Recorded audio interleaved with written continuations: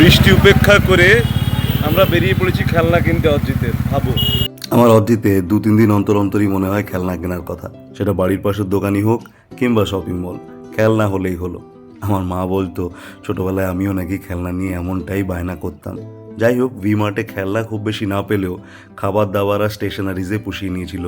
কেনাকাটি করে বেশ খিদেই পেয়ে গেছিল, সেই জন্য আমরা চলে এসেছিলাম বনগাঁর পুল সাইড ইন রেস্টুরেন্টে।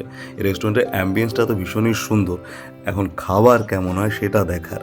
দেখো, এই সমস্ত বড়লোকিয়া জায়গায় খাবারের দাম যে সাধারণের থেকে একটু বেশি হবে, একটু না অনেকটাই বেশি হবে, সেটা আমরা সবাই জানি। তবে খাবারের টেস্ট যদি ভালো হয়, এটাকে রিকনসিডার করাই যায়। খাবার কখন আসবে জানি না, বসে রয়েছি প্রায় আধা ঘন্টা হয়ে গেল। খিদে পেয়েছে, খিদে। অদ্রিত তো মকটেল পেয়ে খুশি, তবে আমাদের খাওয়া শুরু হয়েছিল ফ্রেশ ভেটকি টিক্কা দিয়ে। হাত দিয়ে খাওয়ার মজাই আলাদা। এরপর আমরা নিয়েছিলাম চিকেন ভর্তা আর তার সাথে বাটার নান।